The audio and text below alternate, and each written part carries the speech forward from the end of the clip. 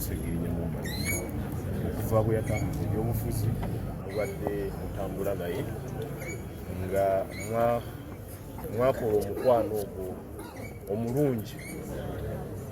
Wakati mu lugendo nze olunaku lw'eggulo neebase essaawa zibadde 10 era nga twogera ku nsonga z'omubaka Muhammad Ssegirinya embeera gy'ali mu kituufu abadde wano amazeewo ebbanga naye mu kuva ewaka yantegeeza nti muganda wange eno kuba tesembayo era bikanga ennemeredde ne mugamba nti guma era nantegeeza naye tutambuza ki kansooke embeere nga oba oli awo nstabilizinga nsobole okubeera tubadde n'enteekateeka ezimutwala ku Netherlands yasookera ddala okufuna obujjanjabi mu University Hospital Netherlands UMC naye tekisobose ddala okutegeeza bannakawempe nnyonyi kitalo nnyo kitalo ddala mwebale kutuwa mukisa kubasaavinga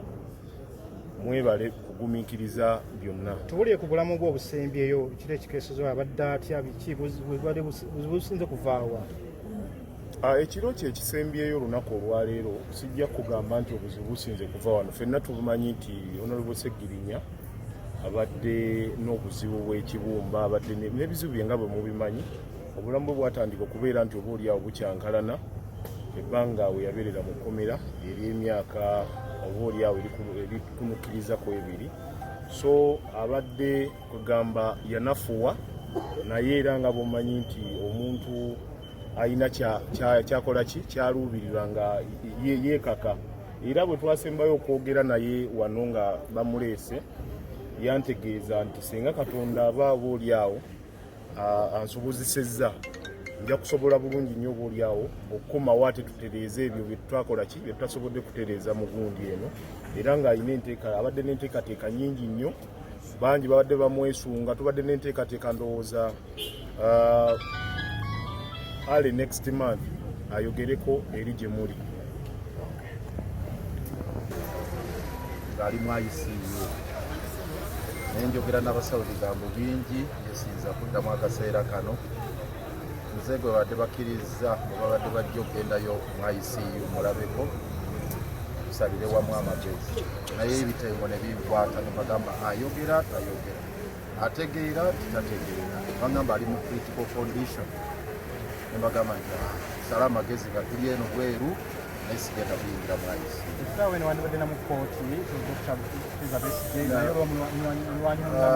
embeera neyeeyongera okugitaliyoleetinga okubeera embi era badde in touch n'abasawo okulaba kyekiyinza okukolebwa ne tulowoozaako okwongera omwevacuatinga addeyo wagakaadi naye nga tekikyasoboka era ng'ali mu ICU wano nga tekikyasoboka kati tulinda afunemu amaanyi era nensaba abasawo nti bw'aba afunyemu olw'omubango ng'asobola okwogera ng'asobola okutegeera nzije twogere naye tusale amagezi tekisobose. Tusembayo Dr.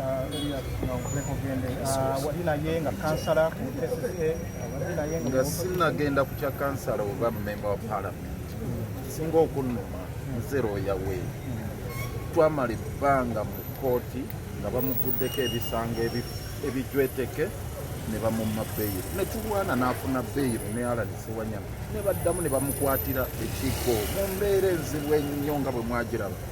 Ssegirinya n'atwalibwa emulago twatuuka ku emulago ng'ali ku mugo gwa ntaana gwennyini abasawo ne bakola alipoota ez'enjawulo. Waliwo medical superintendent owa prisons yakola alipoota kakoraki yakola alipoota n'agiwa ne sipiika wa palamenti n'abagamba bannange mukole kyonna ekisoboka mujje Ssegirinya mu kkomera agende mu ddwaliro agenda bafiirako mu kkomera. Eripoota yoyo musawo wa gavumenti naye era alipoota ne bagiziimuula.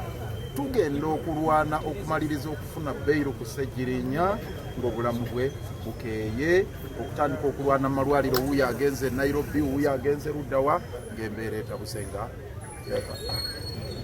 nga kibi nnyo Ssegirinya abadde mulwanyi. Ekirala ekinnuma ennyo nti Ssegirinya atobye n'obulamu buno. Ffenna obulamu buno Allah yabututeekera tubweyagaliremu, naye Ssegirinya atobye n'obulamu okuviira ddala nga muto, yayitamu nga kansala, okufuuka kansala n'okutuuka nga memba wa paalamenti. Talina kyaganyuddwamu ye ng'omuntu mu kifo kya bwamemba wa paalamenti, naye ng'abeereddewo nnyo abantu. Ekyo kye tusinga okumujjukirako ebintu bibiri. Ssegirinya abadde mulwanyi alwanirira eggwanga lye, eddembe ly'obuntu, obwenkanya, ate nga Ssegirinya ayagaliza abantu abalala. Alina omutima ogulumirirwa nga bw'alaba ono aboyaana alina okutuukawo alabe ki kyasobola okukola mu bunafu bwe, mu busobozi bwe obutono.